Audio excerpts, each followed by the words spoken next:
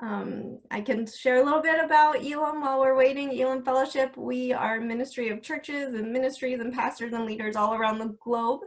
And we're partnering with Redwoods today for this webinar, and I'll be sharing a little bit more about them before we start. But we are so excited that you're joining us, that you're here to just strengthen yourself in this season of learning how to be a leader in times of crisis, in times of just even the uncertainty that we're facing, that you're sharpening your tool belt. We love the chance that we have to serve you in this, to minister to you, and to equip you for this season. And so we're gonna get started right now. So I did enough time killing, I guess. But like I said, we're so excited that you're joining us today for this 30-minute webinar on leading through the storm, crisis management for the servant leader.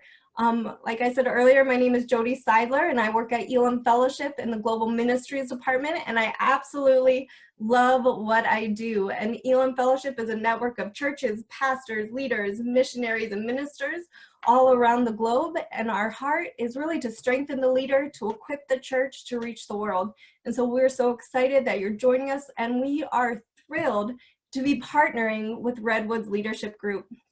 Redwoods Leadership Group is really focused on growing lasting leaders by helping leaders and organizations and teams really make the most of themselves so that they can impact the world around them.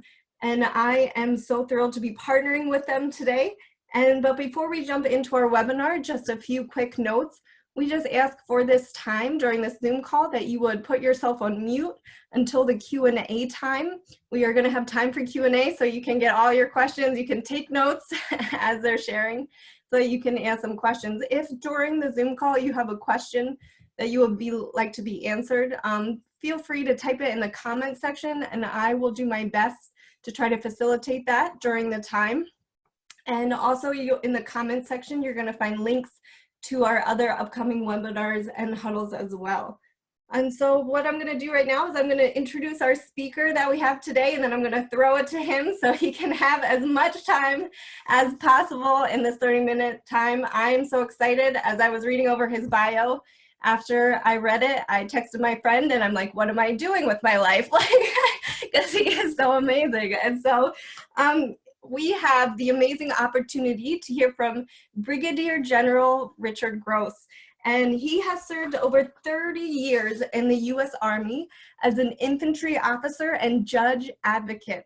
His service included multiple tours in Iraq and Afghanistan. During his final 4 years on active duty, Rich was legal counsel to the chairman of the Joint Chiefs of Staff.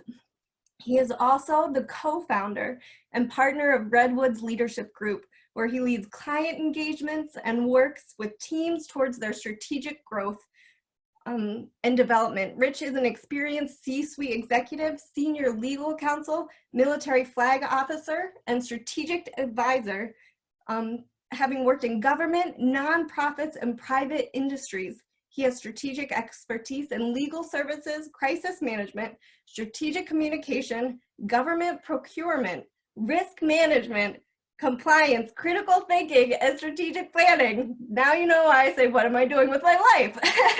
In addition to his work with Redwoods Leadership Group, he currently is the general counsel and senior advisor at Palace Advisors, LLC. He also serves on the board of directors for 3 nonprofit organizations, each of which serves veterans and their families. Rich and his wife, Vicky, have been married over 30 years and have 3 grown children, Benji, Nathaniel, and Joshua. And that was a mouthful, but I'm so excited. I've been texting everyone, you guys have to come on this call. Like, this is going to be so amazing. So take it away and lead us during this time.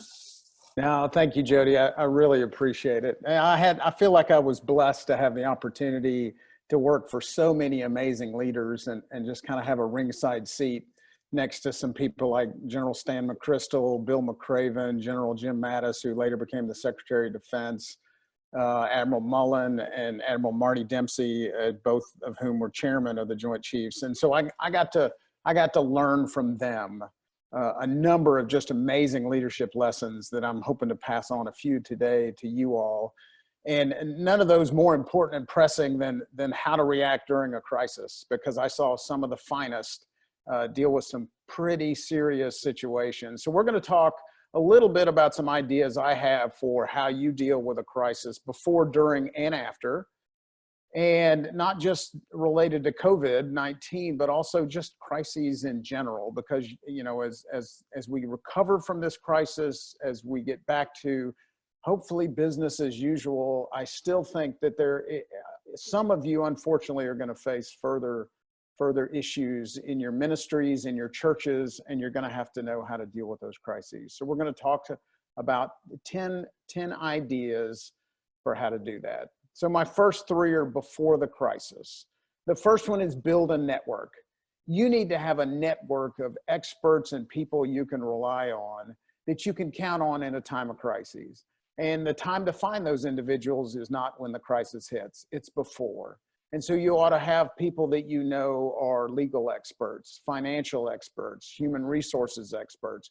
You ought to think through where those areas are in your ministry or church or your nonprofit that you might be susceptible to a crisis or susceptible to issues, and find those experts. You're going to find them in a number of places. Some of them you went to school with. Some of them are in your church now. Some of them are in Elim and the fellowship and resources there. But have that network, stay in touch with that network, lean on that network, and then when it comes time for a crisis, you know who to reach out to. I always had a group of mostly lawyers, but also other experts in the military that I would reach out to when something hit, when they were the expert and I wasn't. And one time, General Dempsey, who's an Army officer, had to go brief Congress on the Law of the Sea Convention. He's not a naval officer, I'm not a naval officer, but I knew a naval lawyer who knew exactly what to say. And so I reached out to that expert. He was in my network. He squared me away. So number one, build a network. Number two, find your Yoda. And when I talk to groups, I always say, find your Yoda. I think with this group, what I might say is find your Paul, find your Barnabas, find your Timothy. Who's your Paul? Your Paul is your Yoda, your expert, your mentor, somebody who can speak truth into your life, who will give you the unvarnished and sometimes ugly truth and be willing to speak truth to you.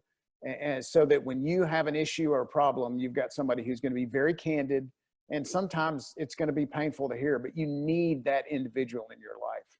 When I took over as a legal advisor for Delta Force at Fort Bragg, I knew virtually nothing about special operations, but I had a mentor. I had a Yoda. I had a guy who was my Paul, a guy named Dana Chipman, who had been at the unit before, who understood it, knew how to deal with it, and was able to give me advice when I needed somebody on the phone. You need to find your Paul. You also need your Barnabas. You also need a peer that you can reach out to who's going to come alongside you and encourage you, lift you up when you're feeling a little bit down, and give you that good advice. And then I think as ministers and people in ministry, we ought to have our Timothy. We ought to be building up the next generation. So that won't help you so much in a crisis, but it'll help them. So find your Paul, find your Timothy, find your Barnabas. My third, wage a campaign of learning. You and your organization ought to be constantly learning about things in the future, things you need to deal with. And it shouldn't just be in your field. It shouldn't just be whether it's biblical knowledge, theological knowledge. You need to learn about other things, current laws, current financial situations, other things.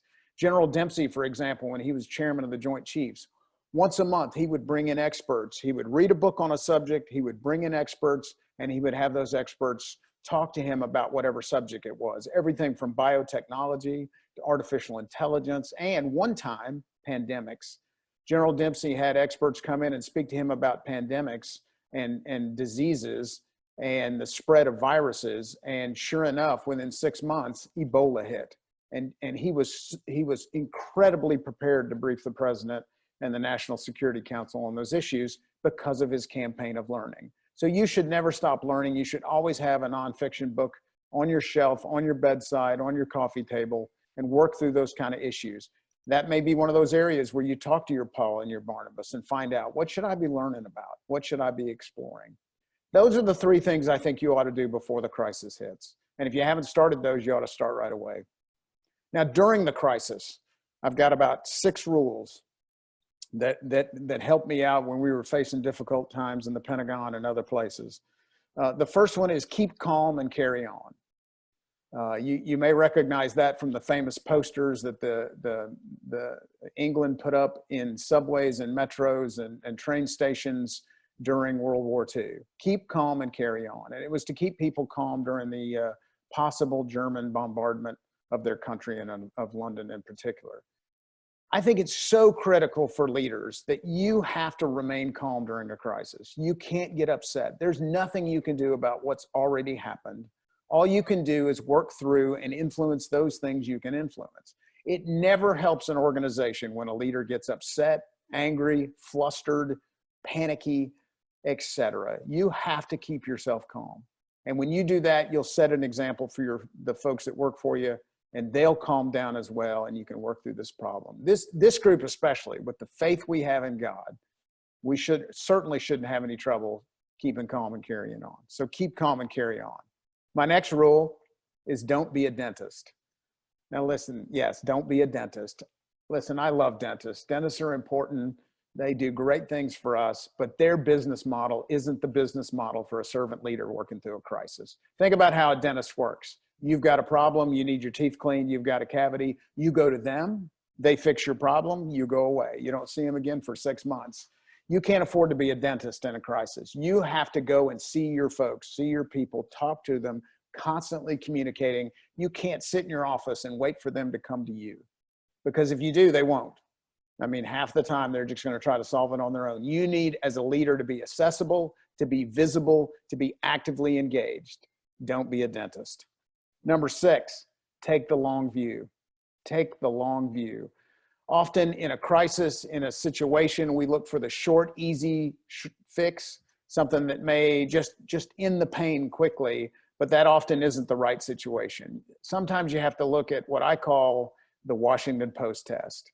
Are the actions I'm about to take in this situation, are they going to withstand the test of time when somebody looks back? If this were published in the Washington Post, how would this look? This happened to me, I can't tell you how many times in the military. I was faced early in Afghanistan in 2002 with a commander who came to me with a problem. We were doing some things with some folks that I even today can't talk about. And he asked me, Judge, which is what they call your lawyers in the military, Judge, should we be doing these? And I said, let me take a look. And I wrote about a 12-page document, a memo for him that said, no, we absolutely shouldn't be doing these things. We need to withdraw and go our own way. I didn't hear about that memo until about 6 years later, when a senator on the Senate Armed Services Committee asked CENTCOM for that memo. And they reached out to me and said, hey, we have to turn over your memo to the Senate Armed Services Committee. And I looked at it, and it fortunately stood the test of time. I had advised a commander to do the right thing under the law and under the Washington Post test. And fortunately, ironically, it was published in the Washington Post, because the Senate Armed Services Committee report ended up putting me in a footnote and indicating that memo. So you have to take the long view. It's just absolutely critical. Rule number 7, ignore rank. Now that may seem funny coming from somebody in the military, but ignore rank. Some of the best leaders I ever saw overlooked people's ranks, both below them and above them. Below them, they would listen to anybody who had great information. So often, and I realize you all don't have rank in the civilian community like we did in the military, but you rank people. You think about their job title, you think about their education level, you think about where they work and what they do. And we tend to rack and stack people and assign worth to that. It's a natural human tendency. But I had great leaders, for example, General McChrystal, who it didn't matter if you were the lowest ranking person in the task force. If you had something to say to him and it was important, he would listen to you. And so we would watch as a young junior enlisted intel analyst would walk straight up to this 3-star general and hand him a piece of paper and say, sir, I need to tell you about this situation out in Afghanistan. And General McChrystal would say, sit down, and they'd listen to him. Now that wasn't the case with most military leaders, but fortunately it was for the ones I worked with. They would listen to anybody. Ignore rank. And ignore rank when it goes the other direction. Even if somebody outranks you, if you need to speak the truth to them, you need to do that, and don't be worried about what their rank is. You need to speak truth to power sometimes. And so ignore rank, but in particular when taking advice from people. Don't put up a bunch of gatekeepers and make yourself inaccessible. Let folks come to you and give you information. Rule number 8, communicate with clarity, consistency, candor, and confidence.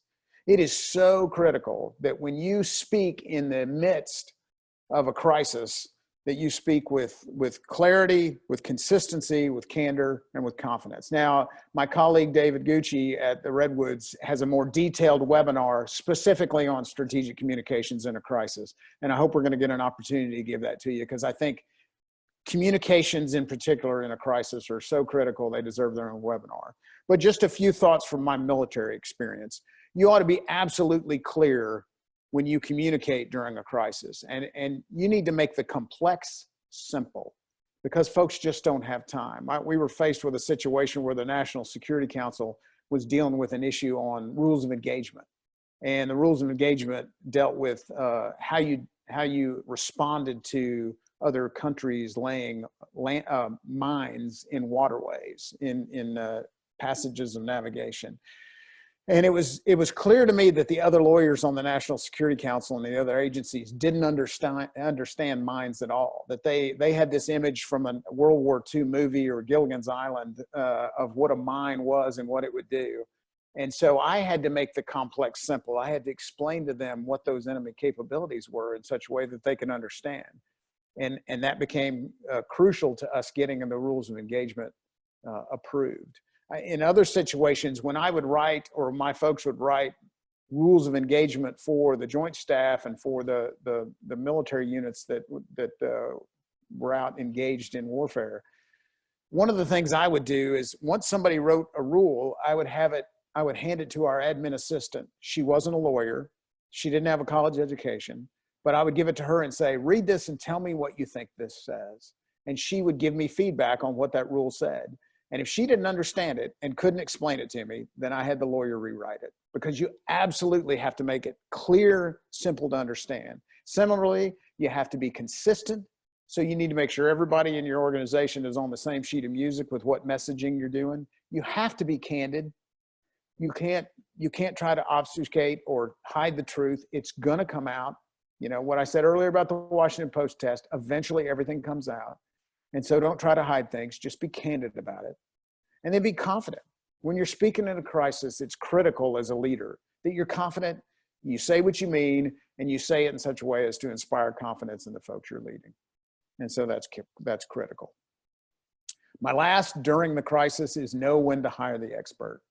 At some point in a crisis, it may be that you're not equipped and your team's not equipped to deal with a situation. You're going to have a human resources issue where you really need to reach out to an HR rep. You're going to have a legal issue when you need to reach out and talk to a lawyer about a situation. It's just something you can't handle yourself. And I'll tell you, this is one of those great places where I go back to that build a network that I told you about and find your Yoda, because sometimes those are the folks you can go back to and say, hey, John, hey, Susan, here's the situation I'm dealing with. Do you think I need to go hire an attorney for our organization? Or do you think I need to consult with an HR expert? And that's the situation where they'll say, yeah, I think that's one you need to, or no, I think right now you're in good shape. So don't be afraid to reach out to your Paul, your Barnabas, and say, hey, is this a time when I need to hire an expert? I have people reach out to me all the time as an attorney, as you might imagine, and say, here's what I'm dealing with. Do I need to go get a lawyer? And I'll tell them straight out, yeah, you should probably go hire a lawyer for that one. Or no, you're not at a place where you need to be. My last rule is after the crisis. This is number 10. After the crisis, make it count. And by make it count, I mean, you need to learn from it and determine what you can do as an organization, as a leader, to make it better. In the military, we used after action reviews. We had a very set process. And if you can Google it, after action review, a set process for reviewing what actions we took, how people dealt with a particular situation, whether it was a military exercise or any other type of situation, and then talk about it and go through it. Not looking to lay blame on people, not looking to say you did wrong or you did great. What you're really looking to do is, what systemic things did we do well as an organization, and what systemic things do we need to get better at? What capabilities do we not have that we need? And what capabilities do we have more than enough of that we either need to sustain or improve? So the after action review, that learning process has to go on after a crisis. Don't just wipe your brow off and say, thank goodness it's over, let's move on. Take some time to learn from what you just went through and get better as an organization. So those are my 10 rules. I hope they'll help. We've got some resources for you at Redwoods. I think David's going to flip up a slide where you can scan a QR code at some point. And there we go. We've got equipping sessions. I know if you're looking for your Paula, you're looking for your Barnabas. There's some great coaching available from Elim. There's some good equipping available from us. And then our next webinar, I think will be really useful, particularly during this COVID crisis, is financial uncertainty. John Shifford, who's managed finances for a couple of really good sized churches up in the DC area and Nashville, is going to talk to you. And we've got that. If you scan that QR code with your phone, if you don't know how to do that, yell for a grandchild who's in the house. They can come do it for you. That's what I do. I don't have grandkids yet, but I grab one of my kids and say, tell me what to do with that. Scan that thing. It'll give you some resources there. And Jody, at this time, I'd be happy to take questions. Great. So what we're going to do, if you have questions that you would like to answer, you can feel free to unmute yourself and we'll see what comes up. So if you have a question, just feel free to unmute and ask. Hopefully there won't be a bunch going at one time, but we'll see what we can do. So are there any questions?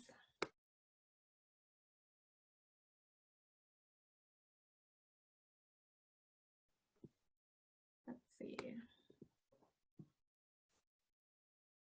Anyone have any questions about anything that Richard Gross shared today?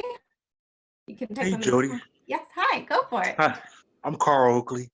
Hey, Mr. Gross, thanks for taking time out to speak to the group. My question I have is, what books could we be possibly reading right now that could help with our just our mental growth as we go through this crisis? Now, there's a ton of great leadership books, and it's good to see you, by the way, Carl. Good to see you on this. Tell Erica said hey. So one of my favorite leadership books is not by a military guy.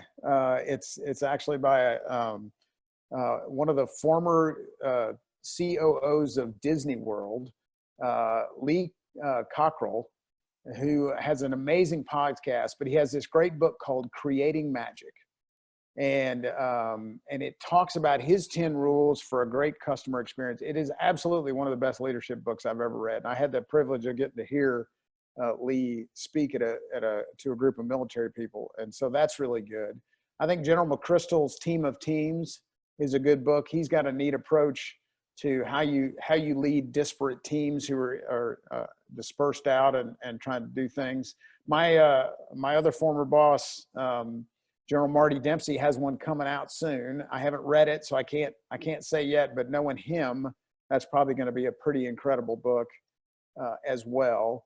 And then I haven't read Team of Rivals yet, which I hear is really good, by Dorothy, and I'm brain cramping on her last name, but she's written, Dorothy Kearns, I think, and she's written a couple of books on leadership that are really well reviewed and are on my stack to read. And so that's kind of what I'm thinking about now. And then I think you have to look forward and say, what kind of issues am I going to face in my ministry, and maybe pick a few books on those particular topics. Oh, and I'm also reading $1 Trillion Coach right now, which is written about a guy a former football coach who ended up coaching most of the major startup businesses in San Francisco area, and some of the amazing coaching techniques he did. So I'm reading that as well. Great question. Thank you so much. Are there any other questions out there? I got a question. Go ahead, Josh. Hey, Rich, I'm Josh Whippy. Heard a lot about you. Nice to see you and meet you. When you were talking about ignoring rank, who would be good to talk to in our churches during this time? Oh gosh, I'd talk to anybody who had good ideas. And so, Josh, when I talked about building a network, you ought to take the time now to figure out, and you probably already know this, but if you're in a really, really large church, or even a decent size, you may not have a full, kind of a full picture of what experts you've actually got in your church. And so if you look across your congregation, you know, you've probably got a handful of lawyers, you've got a handful of accountants, you've got a handful of folks who maybe work in HR. You might have somebody who does landscaping. You might have somebody who knows something about building codes. And in other words, you've got all these experts that are in your congregation who would love to give more than just treasure. They'd probably love to give some time. And you know, what we typically ask them to do is, hey, would you be an usher? Or would you serve on this committee? Or da da da da da. And I bet a lot of them would love it if you went to them and said, hey, you know what? I'm trying to kind of put together a network of experts that I can call on when I need them. And I understand you're an accountant, and I would love to have you on that list. And I bet they would not only be flattered, but would love the fact that they don't actually have to do anything yet. And frankly, it's an easy lift for an expert to help you there with an area that's in their expertise. When somebody calls me about legal issues, I mean, that's not hard for me. Because I mean, that's what I've been doing my whole life. So when somebody calls and says, hey, would you give me advice on, you know, whether or not I need to talk to an attorney, or whether this is a legal issue, or what should I be looking for? That's not hard for me to do. It takes me, you know, 5 minutes to help somebody. And I love doing that. Of course, you know, as with any professional, you have to say, hey, listen, I'm not your lawyer. You got to go talk to somebody if you need help. But it's easy for me to help them in that lane. If you ask me for help in an area that I'm not good at, then it's real easy for me to find excuses not to help you. So figure out who's in your congregation and what talents they have. And you might be surprised how many of them would be willing to sit on it, say an advisory committee or an advisory board. You know, a lot of nonprofits form an advisory board of experts to be able to reach out to that they lean on pretty heavily. And I'd recommend that. And the other key part of ignore rank is, you know, don't just look for the over 50 white males in your church. I mean, don't just assume that those old men are the ones who are the experts. You may find you have a 22-year-old who is a genius in certain areas, and you need to reach out to her or him and get them on your advisory board. And that's what I saw great leaders in the military do. They weren't afraid to look across the whole, in their case, the whole unit, their whole command, and figure out who out there could help them with their mission. So don't look for the obvious only. Look for the folks who may be hiding in your congregation that are experts on things. Speaking of experts, we have a question for you with your legal background. And the question is, what legal factors should churches be considering in this present scenario? Oh gosh, that's a good question. I'm not your lawyer, so this isn't legal advice, but if I were running a church, what would I look at? I think, first of all, the obvious one, you need to ensure you're complying with whatever, you know, executive orders or state laws, et cetera, are out there.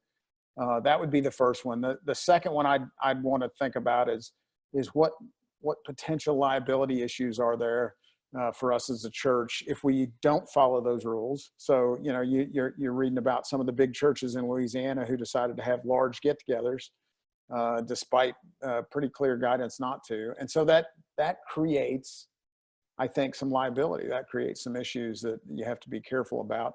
And then, oh, thanks, Mark. Nice comment. You also have to, I think, as you look across, you know, you may get to the point where you just can't afford the folks that work for you. I mean, you may have to furlough people, and I hope that doesn't happen to anybody. But I've already, you know, my daughter-in-law just got furloughed by her company. It's a for-profit, and so that may become an issue.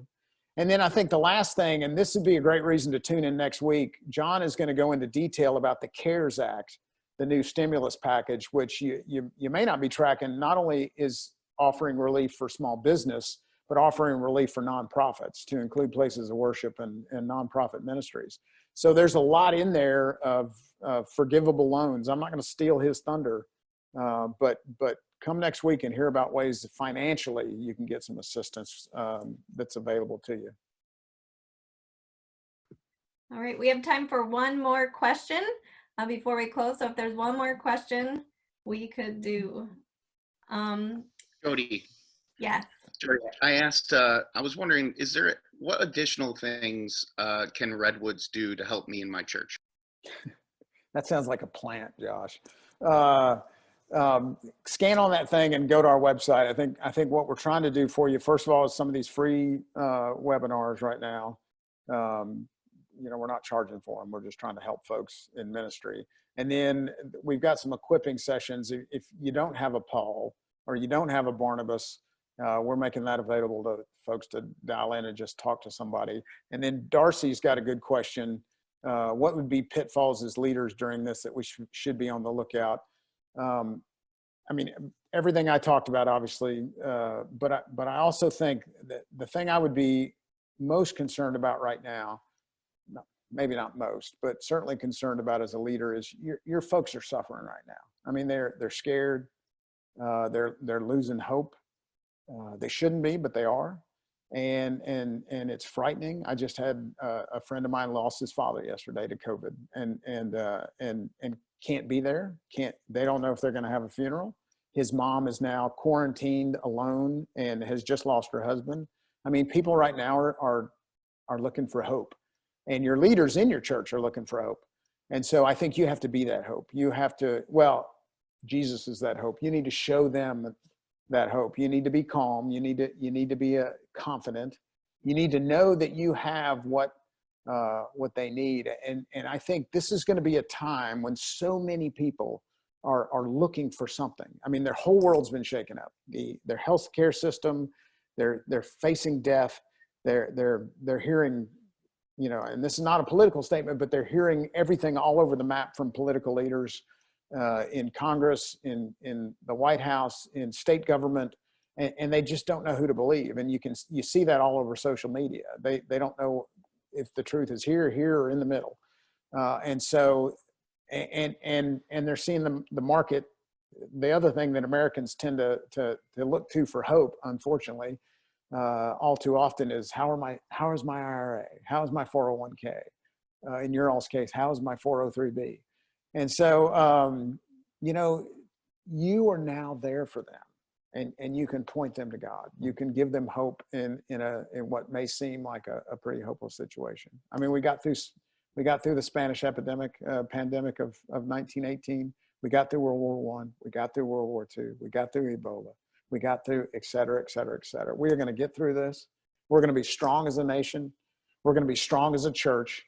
And what I see here is an opportunity. While other people are looking for opportunities to make money or make political power or whatever, I think this is an opportunity for the kingdom to make some ground and lead some people in a direction of truth that they so desperately need. So that's what I think leaders ought to be looking for right now. Thank you so much, Brigadier General Richard Gross, for sharing with us just the 10 keys that you have learned. I've enjoyed it so much. I was taking tons of notes.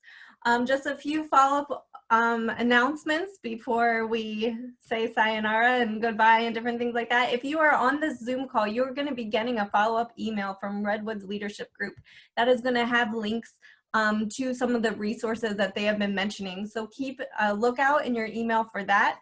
If you have been watching this on Facebook Live and you would like to get those resources, please email hello@redwoodsleader.com. And then they can send you that link as well. And I believe we will also put that in the comment section so that you can get that. But really our heart at Elim is to connect you with these resources. These people are our Pauls, you know, these are our experts with things that we're like, we know some stuff, we have experts, but we want to connect you with the best resources that we can. And so we're so thankful for Redwoods Leadership Group.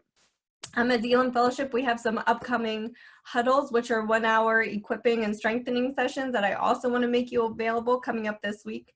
So tomorrow at 2 p.m. we have a Women in Ministry huddle hosted by Pastor Carol Ball and myself. Then on Friday, April 10th at 2 p.m.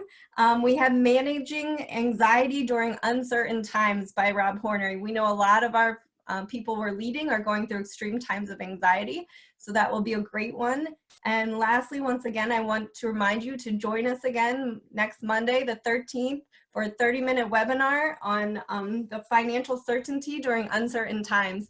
And like Brigadier General Richard Gross was sharing, we're going to dive into the CARE Act and the different things like that with John Schiffert, who's on the call with us as well right now. but we are so excited for that, and we look forward. You can use the same Zoom link you used today for that, or if you want to, the Zoom link will be on Facebook or on this as well. So as Elim Fellowship, we're here for you. We love you. Feel free to also email us at Elim for any questions or concerns or things you have. But we are so excited to be partnering with you, Redwoods Leadership Group. Thank you so much. Are there any final words you'd want to say, Richard? Any final words? No, I just thanks again. It's been my honor, and several of you have said some really nice things on the chat. You know, it was a privilege to serve, and I just had very fortunate to learn from the best. I don't consider myself the best, but I sat next to the best and gave them advice, and I learned from them while I was doing it. So thanks for giving me a chance to speak with you all today. All right, thank you so much, and we will see you next time. Bye.